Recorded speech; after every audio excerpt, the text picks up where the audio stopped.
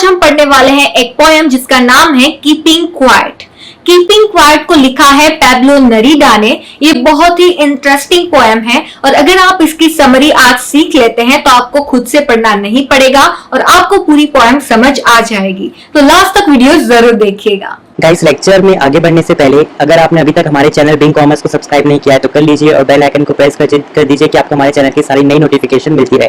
और गाइस, आप हमें इंस्टाग्राम में भी फॉलो कर सकते हो जहाँ पे हमारे पास 17,000 प्लस फॉलोअर्स है, और आप हमें फेसबुक में भी फॉलो कर सकते हो जहाँ पे हमारे पास 78,000 प्लस फॉलोअर्स है। और गाइस, आप हमारी वेबसाइट में जरूर विजिट कीजिए, यहाँ पे आपको नोट्स, क्वेश्चन आंसर, कोर्सेज, बहुत सारी चीज मिल जाएगी और यहाँ पे आप अपना कोर्स भी खुद का क्रिएट कर सकते हो और अर्निंग कर सकते हो। और गाइस, हमारी कंपनी हमेशा प्रॉफिट का 25% एजुकेशनल वेलफेयर सोसाइटी को देती है, जहाँ पे हम जो भी बच्चे फीस नहीं दे सकते, स्कूल की कॉपी बुक्स नहीं खरीद सकते, हम उनको वो सारी चीज फ्री में देते हैं। तो गाइस, इसलिए हमें सपोर्ट कीजिए और ज्यादा से ज्यादा लोगों को बिंग कॉमर्स शेयर कीजिए। तो चलिए अब हम आगे बढ़ते हैं लेक्चर की ओर। इस पोएम में पोएट ने 3 थिंग्स कन्वे करी है, 3 चीजों के बारे में बताया है। सबसे पहली है peace and unity, second is introspection यानी कि self analysis, and third is mutual understanding. ये जो पोएम है उसमें पोएट ने पीस और यूनिटी के बारे में बताया है। मतलब अगर आप शांति रखेंगे, अगर आप यूनिटी से काम करेंगे, अगर आप एक दूसरे का साथ देंगे, अगर आप थोड़ा थम के कुछ अपने बारे में सोचेंगे, सेल्फ एनालिसिस करेंगे, तो आपको पता चलेगा कि आप क्या सही कर रहे हैं और क्या गलत कर रहे हैं। उसके लिए आपको थोड़ी देर रुकना होगा, आपको सोचना होगा कि आप क्या कर रहे हैं। तो ये एक मेडिटेशन का फॉर्म बताया गया है कि आपको अगर आप रुकेंगे, आप सोचेंगे, तभी आपको पता चलेगा कि रिसेंटली आप क्या कर रहे हैं और आप किसको नुकसान कर रहे हैं, आपको क्या सुधारना चाहिए और आपको क्या कंटिन्यू करना चाहिए। तो ये पोएम का सार है जो मैंने आपको बताया। अब आप स्टेप बाय स्टेप देखेंगे तो इसमें यही बताया गया है। तो स्टेंजा 1 में पोएट ने बताया है कि जब तक वो 12 गिनते हैं तो इस 12 गिनने तक कोई भी एक्टिविटी नहीं करेगा, सब क्वाइट रहेंगे, शांत रहेंगे, और 12 गिनने तक कोई भी एक्टिविटी भी नहीं करेगा। मतलब अगर कोई कंप्यूटर चला रहा है तो वो भी नहीं करेगा, अगर कोई फिशिंग कर रहा है तो वो भी नहीं करेगा, अगर कोई मछली मार रहा है तो वो भी नहीं करेगा। मतलब कोई भी किसी को हार्म नहीं करेगा, कोई एक्टिविटी नहीं करेगा। इससे क्या होगा, थोड़ी देर के लिए, मतलब 12 सेकेंड्स के लिए, जब तक वो 12 गिनते हैं तब तक सब कुछ थम जाएगा। ये अर्थ में पहली बार होगा कि सब एक साथ 12 सेकेंड्स तक थम जाएगा। साथ में पोएट बताते हैं कि कोई भी लैंग्वेज में बात नहीं करेगा। लैंग्वेज को यहाँ पे एक बैरियर के रूप में बताया गया है कि हम लोग अलग अलग लैंग्वेज बोलते हैं, इसी वजह से हम एक दूसरे से अलग दिखे जाते हैं, पर एक्चुअल में हम सब एक ही हैं। तो कोई अलग अलग लैंग्वेज में बात भी नहीं करेगा और कोई अपनी कोई भी एक्टिविटी भी नहीं करेगा।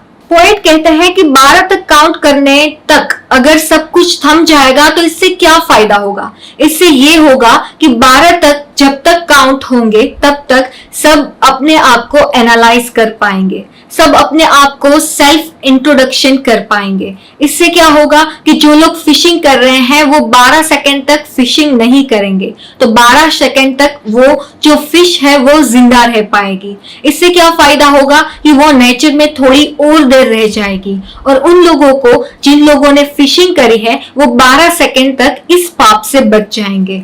दूसरा ये एग्जांपल देते हैं, जैसे समुद्र के किनारे जो सॉल्ट का ढेर लगा हुआ होता है, वहां पे काम करने वाले अगर 12 सेकंड तक ये काम नहीं करेंगे तो उसके हाथ जो है उसे देखने का वक्त मिल जाएगा। उसके हाथ जो बहुत ही ज्यादा ड्राई हो गए हैं, डल हो गए हैं इस सॉल्ट में काम करते करते। ये सब करने के लिए पोएट इसलिए बोल रहे हैं कि हम लोग जो है वो नेचर को और अपने आप को ज्यादा से ज्यादा हार्म करने लगे हैं। हम ऐसे गैसेस यूज कर रहे हैं, हम बहुत ज्यादा पॉल्यूशन कर रहे हैं, हम नेचर की केयर नहीं कर रहे हैं, ना ही हम खुद की केयर कर रहे हैं। इसी वजह से हम नेचर से दूर होते जा रहे हैं और हम खुद को भी बहुत ही ज्यादा लो करते जा रहे हैं। तो इसी वजह से अगर हम थम जाएंगे तो ये सब कुछ रुक जाएगा।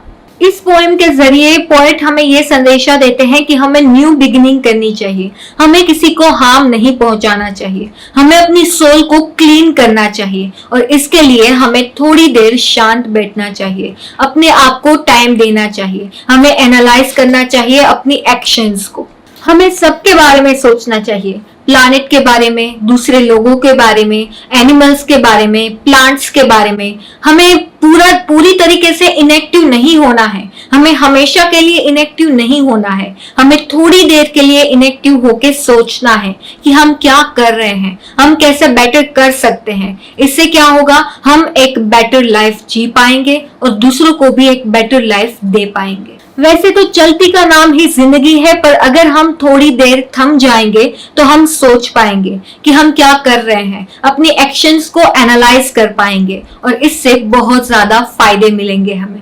जैसे हमें एग्जाम्पल दिया गया है अर्थ का, अर्थ जो है वो चेंजेस करती रहती है अलग अलग सीजन के रूप में। जब विंटर होता है तो जो पेड़ पौधे होते हैं वो फ्रीज हो जाते हैं, ऐसा लगता है कि उसमें जान ही नहीं है, पर जैसे ही समर आता है उसके ऊपर लाइट पड़ती है तो वो फिर से खिल उठते हैं, फिर से उसमें से स्मेल आने लगती है, अच्छी वाली खुशबुएं आने लगती है, मतलब कि वो फिर से जिंदा हो उठते हैं, फिर से वो एक्शन स्टार्ट कर देते हैं। उसी तरह हमारी लाइफ का भी है, जिस तरीके से ये ऋतुएं चेंज होती है हमें हमारी लाइफ में भी बदलाव लाने चाहिए, इससे अच्छा रिजल्ट मिलता है। इसका मतलब ये नहीं कि हमें एक्शन को रोक देना है, हमें एक्शन में चेंजेस लाने हैं।